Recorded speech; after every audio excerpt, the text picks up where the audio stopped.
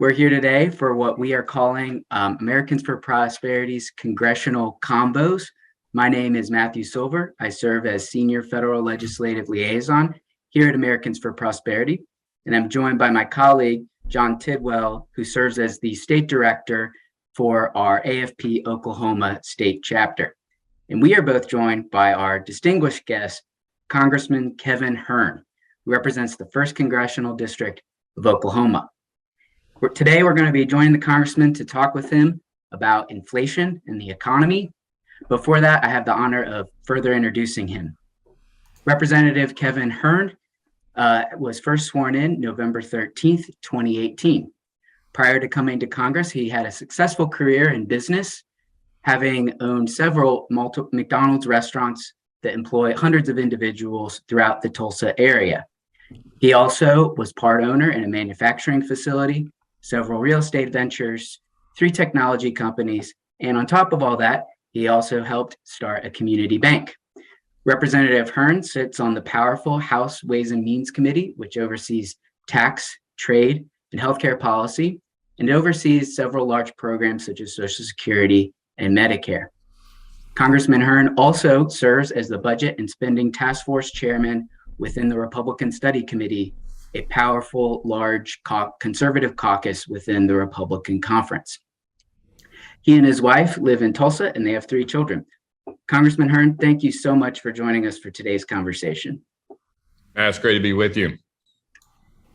And as I mentioned, we're going to be spending some time talking about the economy and inflation, hearing from you in terms of getting an update on policy and what's going on in Washington, D.C. But first, I wanted to kick it over to John to help us get a better sense of, on the ground, what people are experiencing with the economy in Oklahoma. Matthew, thanks so much. I appreciate it. Congressman, great to see you. Thank you so much for your time today. We always enjoy getting to catch up with you. You have a very unique view on the state of the economy, both from your perspective in Washington, D.C., but as a former small business owner and the depth and breadth of your experience running a McDonald's franchise. I mean, that is, businesses like that are the lifeblood of the American economy, and especially a business like McDonald's that everybody loves the golden arches and knows exactly. You have a keen sense on what the economy looks like from day to day, month to month, year to year. So we really appreciate what you're able to bring to the table. My first question for you is this.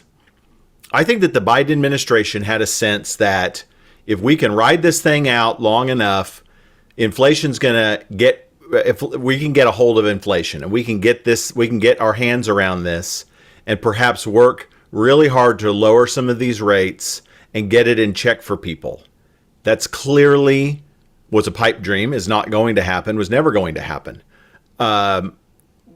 Why did they think that would be the case, number one? And number two, where are we headed with this? And in reality, where are we headed with inflation today? You're muted. I'm sorry. Yeah, there you go. I think first of all, you have to call it something that the people in the Democrat Party can sell back home. And the most important thing in America today, when you look at not only the 1st District, but the state of Oklahoma and across the country, and it's not by party, it's by Americans. And that's the rising cost of living, more professionally called, or I guess, or more of Washington, D.C. call of inflation.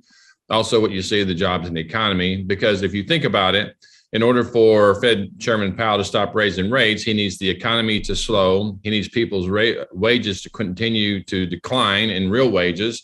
He needs the American people to stop buying stuff. He needs jobs to not be created. And think about it, how that just from 24 months ago, how that narrative of success has changed from the federal government, because a successful economy where more people are going to work and wages are rising is a bad recipe. And what it does is continue to fuel inflation. But also the Democrats recognize that they need some catchy political words, so they put Inflation Reduction Act. The reality is everything about it is the Income Reduction Act, because when the government spends more, the American people, all of us, have less to spend back home. I think, John, the real world that we're dealing with today is what our founders always warned us against from the day we became a country and the U.S. Constitution was put out there in 1789, was that it's this concentration of power in Washington, D.C. And we're in this real struggle where the politicians, and I'm one that's pushing back on this, and we have this idea of limited government, is that the politicians are seeking more and more power, and they're doing this through this immense amounts of debt money being put out there, money being printed. And the American people are seeing what the impact of this $31 trillion of debt, soon to be, $32 trillion of debt, the way it's accelerating. And the American people are feeling this in the form of high inflation, and we've got to stop the excess spending. And I'm one of these guys who's been pushing back on it every single day. We appreciate that very much. Matthew, go ahead. Yeah, Congressman, I would love to hear, you mentioned this so-called Inflation Reduction Act. President Biden, congressional Democrats enacted hundreds of billions of dollars in new taxes and new spending. And really, they slapped this title, Inflation Reduction Act, which was really just a somewhat scaled down version of something they've been talking about for over a year, which is this Build Back Better agenda. I'm curious, especially from the tax side and your experience having owned several businesses, what is that going to do for the economy? How is that going to impact the jobs and the wages issues that you mentioned? Well, I think you have to start with why you tax. First of all, if you're in business, you worry about the top line and the bottom line. And so revenue is important. But I think it's healthy to say and remind everybody that it was just published in June. Moody's put out that the United States had received more tax revenue than ever in the history of the country.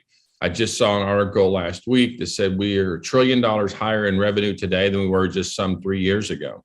So we have tremendous amounts of revenue. If you go back to when we last balanced the budget in 2001 and you look at the growth, we were up about 140% in top line revenue, but our expenditures are up about 350%. So we're spending at about a rate of 3 to 1 of revenue growth over the last 20 years.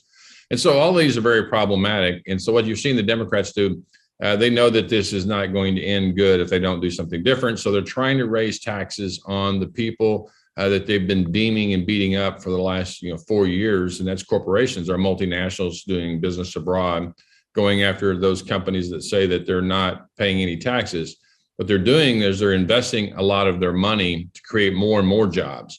And, I've had people in my office just through the course of the negotiations on this bill, and since this bill is passed, asking if there's anything we can do to lessen the tax blow, because there's such a disparity between our tax code and the welcoming or lack of welcoming from the Biden administration to do business here. And they're looking at moving their companies somewhere else in the world through the federal tax credits that they eliminated on January 1 that had been around some 113 years to this 15% minimum tax on corporations, to the demonizing of all of our businesses in America, that we're all greedy if you're a businessman. And again, it goes back to this thing about the federal government becoming bigger and having more power. Thank you for that. Matthew, one thing you also mentioned, and you alluded to this, is this Inflation Reduction Act really started, back last summer, some would argue, with the Build Back Broke plan, or Build Back Better in their mind, some $3.5 trillion. I would tell you that it even started back when they won the majority back in 2018 under what was known as the Green New Deal. And, the Green New Deal could not get traction. And so they actually eschewed use in even mentioning the Green New Deal. So they had to find something that was more plausible to put out there. So they went to the Build Back Better plan. They couldn't get that through. So they went to this Inflation Reduction Act, which honestly, everybody out there, including former Obama economic advisors, Secretary of Treasury, have all said that this is absolutely ludicrous. It's not going to reduce the inflation. And if it does, it's going to be sometime in 3 years from now. I guess acknowledging that inflation is going to be around for some years to come. So let's talk about the lifeblood of the Oklahoma economy, and that's obviously is energy. there's billions of dollars in this for subsidies on green energy, which when you look at California and what's going on there, you see these memes, and I know that it's always worth a laugh, but these pictures of these Teslas and Priuses with a gas-powered generator strapped to the back of them, plugged in so that the thing can drive down the street, which always makes me laugh. But I mean, they're experiencing rolling blackouts. They have a huge energy crisis there, and continue to it in trying to inject all of this money into basically their new version of the Green New Deal. Shouldn't we be? I mean, clearly we are at a very big disadvantage from where we were just 5 years ago on our energy independence as a country under the Biden administration.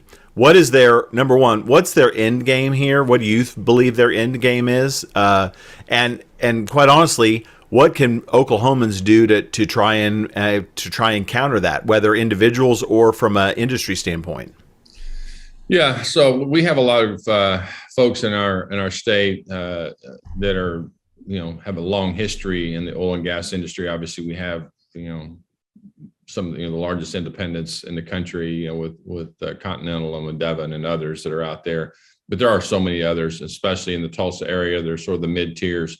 But you got to keep pushing back. You got to keep working to get people in legislative positions across the country that understand that we need to be an all of the above energy generator. And I don't know, honestly, any Republican. I can't even think of one Republican that's not an all of the above energy solution. Whether it's, if you look at Oklahoma, I tell my colleagues from California, you talk about these companies out there that are pushing green energy deals like Google and Amazon. I said, would it be shocking for you to know that the second largest data server farm in the world for Google is 25 miles east of Tulsa, 1,000 yards from a gas-fired / coal-fired plant? And I said, before you think that I'm not telling you the truth, you want to know the reason why. It's because they need reliable, predictable energy. And if you don't believe it, you can go Google it. So it's it always gets the same response, a laugh, and there's no more questions. And I said, if the people in California, you want to beat up on states like Oklahoma and Texas because we produce fossil fuel oil and gas, and yet we also produce 5 times as much wind energy than you do in California, and California or Texas about 5 times what we produce. So it's just a bunch of hypocrisy. The reality is, the Biden administration doesn't care about the future of fossil fuels at all, other than to destroy it. We're right now going through funding that, the better example of this is right now we're waiting and been delayed all day on votes because we're sitting here pondering how we're going to fund the government just next week with a continuing resolution that has Joe Manchin's sellout program of permitting. The problem is that it's not going to make it in the bill, the continuing resolution, because Democrats are not going to support it because they feel like Joe Manchin sold them out because they wanted more. Republicans aren't going to support it because they're not going to support something that Joe Manchin allows $740 billion Inflation Reduction Act come through. It's not going to pass in the House because House Democrats are not going to allow it. So this permitting thing that allowed this $740 billion more in spending, hundreds of millions of dollars in green energy subsidies, is not even going to see the light of day. And, these are the kind of gimmicks that are going on.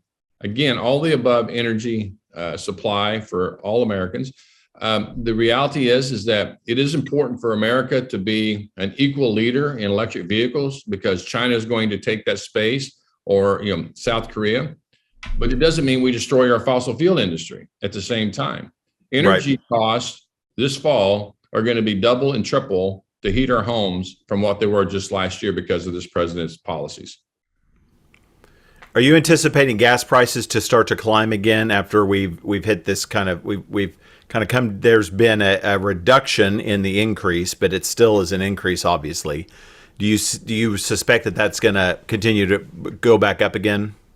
Yeah, I do, and for actually multiple reasons. First of all, I remind everybody that inflation didn't start with the Ukraine war like the Biden administration would like for you to think it did. If you go way back to March of last year, inflation was 1.7%. It started doubling. It was at 5% in April, May, whenever Yellen and Fed Chairman Powell said it was transitory or temporary, and then it continued to grow. It was at 7% in December.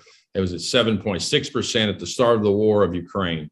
So Ukraine had nothing to do with the inflation. It was the bad Biden policies that were driving this issue. What we saw, yes, Ukraine war drove a spike in the fuel prices because of Gazprom and all these pipelines trying to feed, and the resetting of the fuel supplies around the world. The Biden policy going into summer driving, Biden having to go to Iran and Venezuela and Nigeria begging for oil to be turned up, going to OPEC plus as they were trying to figure out how to navigate the Russian supply as well.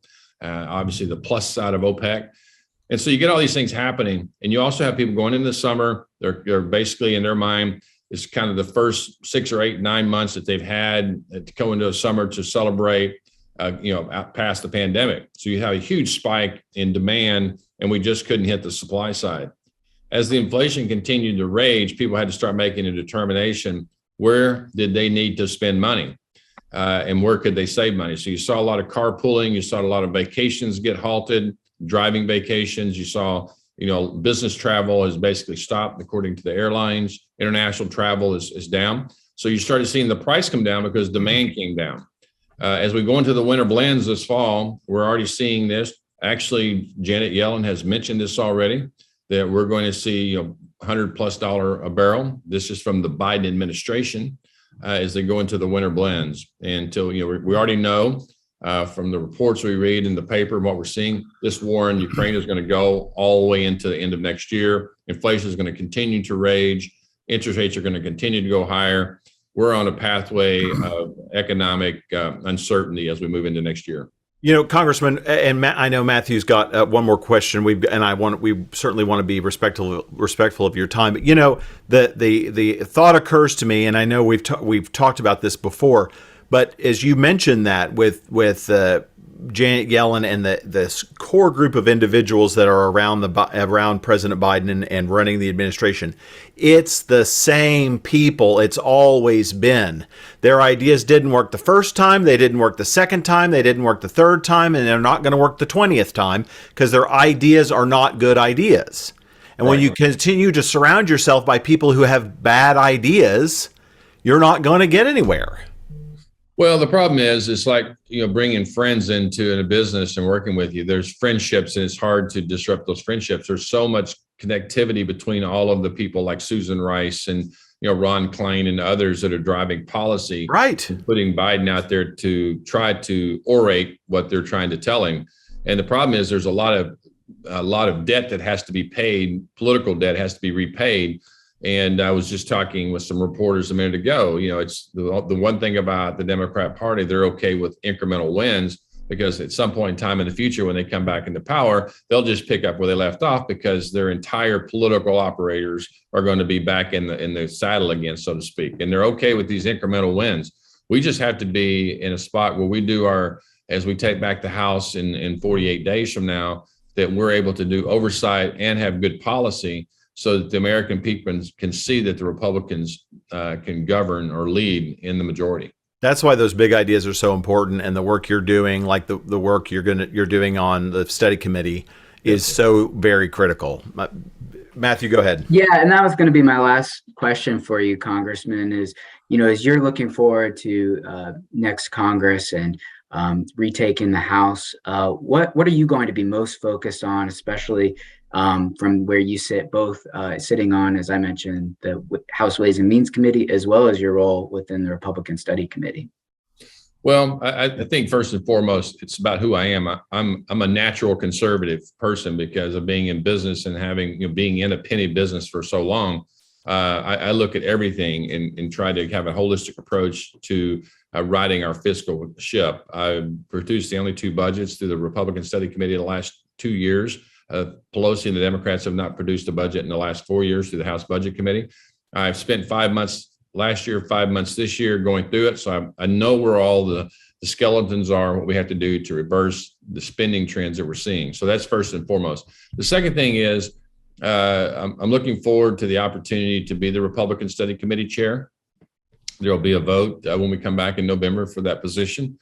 We've been working really hard for that position, and because it's only a 2-year gig, so to speak, and it's all about policy and about conservative policy. It's about getting the most conservative 218 votes you can to move the government forward. And we've got some must-pass bills that we have to do next year, and must-pass events like a continuing resolution. But more importantly, we got to get our budgeting process back to what's mandated by federal law in the Budget Control Act. And so we're going to be pushing on regular order, budgets, appropriation cycles, funding the government appropriately, get out of these CRs, or make it punitive if we do, working with some of our friends on the Senate side to have some really great language in that area as well, that they've mined out and got bipartisan support on. The other thing is we have our NDAA again next year. We're going to have a lot of replacement dollars because we've got munitions that we've been giving to Ukraine that we have to replace those stockpiles. Some will be critical if we don't do a supplemental on some of these HIMARS units and tanks and other things that have been sent over. But more importantly, we have a 5-year farm bill next year. And, we're going to have to work. Obviously, our farmers have done a yeoman's amount of work in food supply, feeding the world. And we've got to deal with issues like, the Chinese buying our farmlands and, owning our packing houses, Brazil, owning our JBS meat packing. We've got a lot of things that are driving inflation, creating uncertainty, and food security is national security.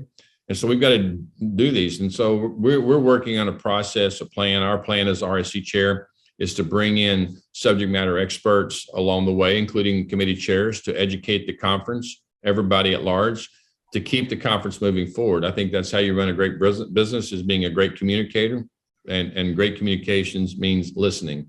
And so we're going to be pushing all of these as we go forward. And again, setting the playing field for what conservative values look like in the United States of America. Well, thank you for that so much, Congressman. And thank you. That wraps up our time today. And thank you for taking the time with us. I know you painted a somewhat grim picture of our economy and the future days ahead, but we're just so thankful to have you sitting there in Congress and the role that you have there in pushing forward with policies that can help get us right-tracked. And we're optimistic that we can get the right policy solutions in place to put us on a good path towards our future economy.